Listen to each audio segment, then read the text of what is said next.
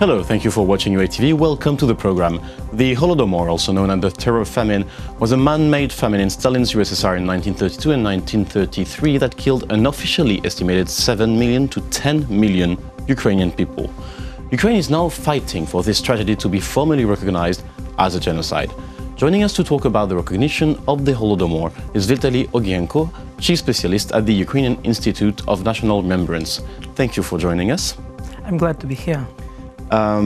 So first question is about the concept of genocide itself.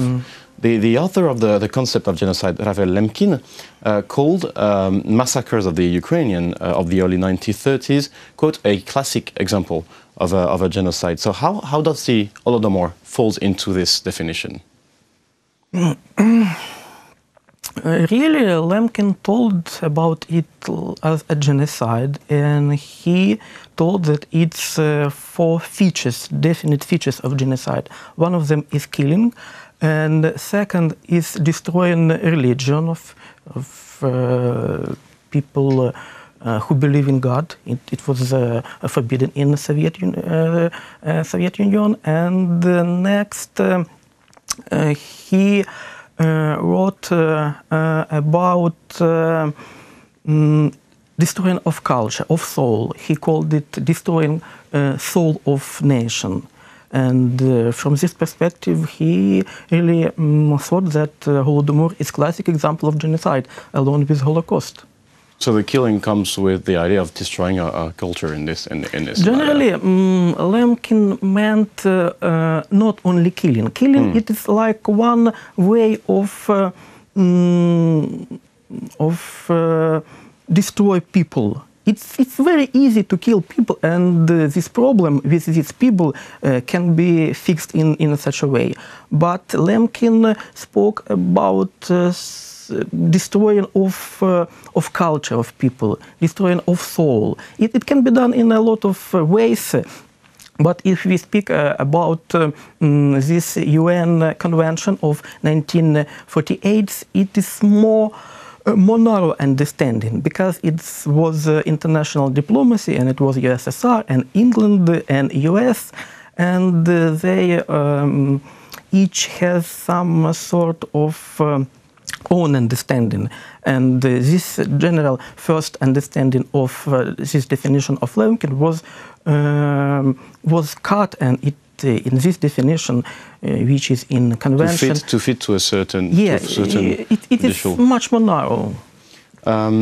It's interesting that you talk about political and international diplomacy, because well, there has been recently a debate in the UK Parliament about whether or not it's the Parliament's role to recognize the Holodomor as a genocide, or if it should be left to the judicial branches, for example. So first, what is the most important political or judicial branches, and also how is it also an international policy important matter? You know, it is difficult to think about such event as not a genocide. What can be tragedy? But tragedy, it is general term. It can be everything. But genocide, it's first of all, it's of course a judicial term. Yeah, but secondly, genocide has much more wider understanding in its public understanding. It's really big trauma, big tragedy, and it is important for countries. It is important for people who believe that it is genocide, like in Ukraine. 74% of Ukrainians think that it's genocide. And of course, we understand that it's important for us, for Ukrainians, and we want to speak about it to international audience, and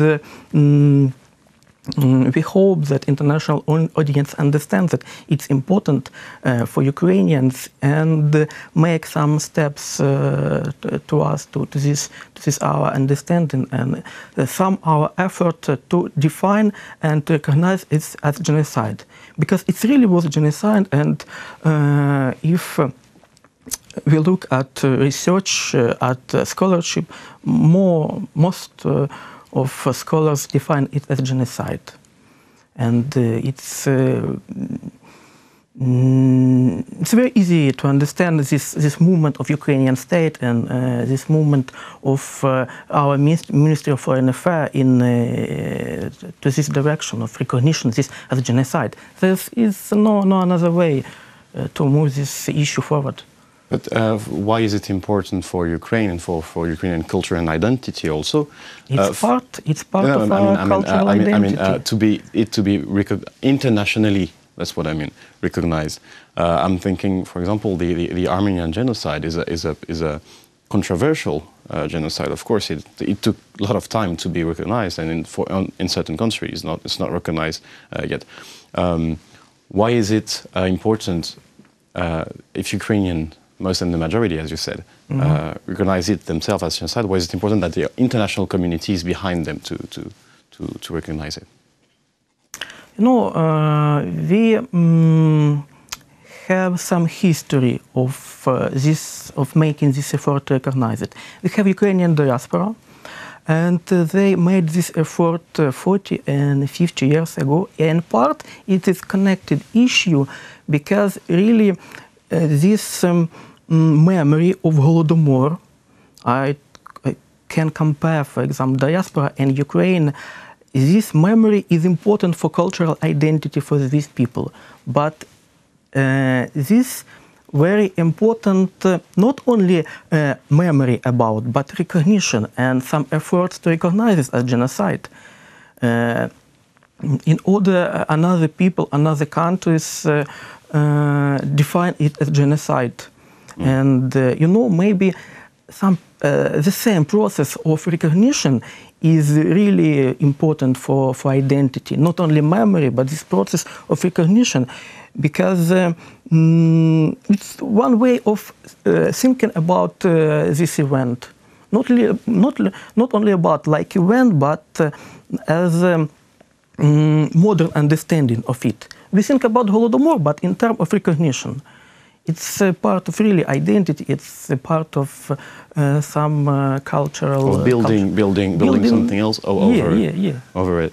On Monday, the ambassador of Ukraine to the USA, Vitaly, called the US Congress to formally recognize and to push for a resolution has already been drafted, but to push for this resolution, to be formally recognized.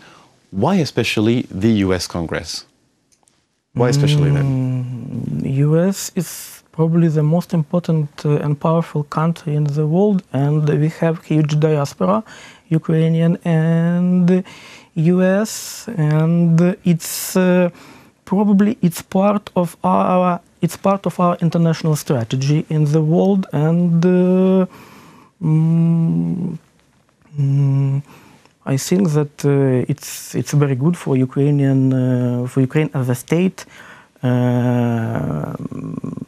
and it's very good, way to speak about Ukraine in the world. It's a very tragic event, but we know that we cannot choose our history, and we have this history, and we should speak about this history to the world and expect some kind of feedback from the world in this our effort. To honor memory of victims in such a way. Now, on the contrary, of course, on the other side, Russia tends to deny such tragedy. How is this denying a danger for Ukraine's identity? I don't think that it's about danger, because one point of Holodomor, a genocide, it's very issue which can mobilize people around it, as Ukrainians, as Ukrainian nation. For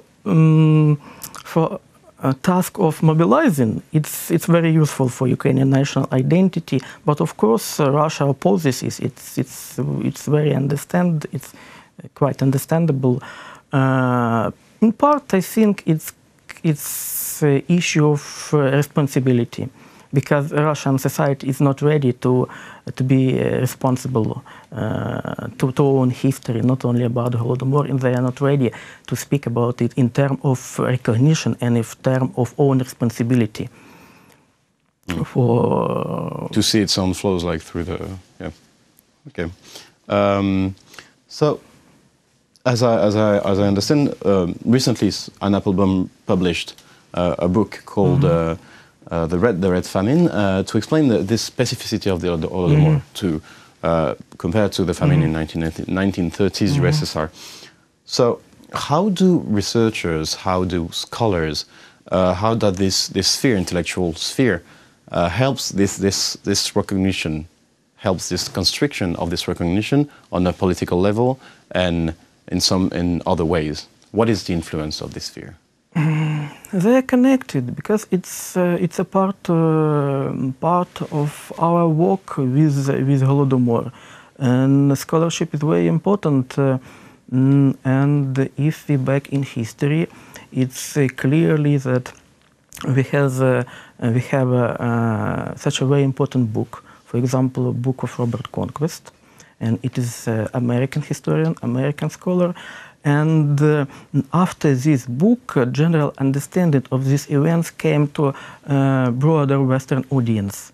We cannot separate this issue because how can we ask another people to define it as genocide and to recognize it as genocide if they don't know nothing about it? And we hope that it really will be a very important book, this book of Anne Applebaum, in order to give another people from West better understanding of what it was really, and that it is really genocide. Of course, we have a lot of such book here in Ukraine, written by Ukrainian historians, Ukrainian scholars, but we really need maybe more involvement of Western scholars in this issue. But to be honest, I should admit that recently great progress was made, and we have a lot of institutions in West, in Canada and the United States, which are very engaged in this issue and in research of Holodomor. And we hope it will continue that way. Thank you for joining us. Thank you for this interview. It was Vitaly Ogienko, Chief Specialist at the Ukrainian Institute of National Remembrance. Thank you for watching UATV. Stay tuned for the rest of the program.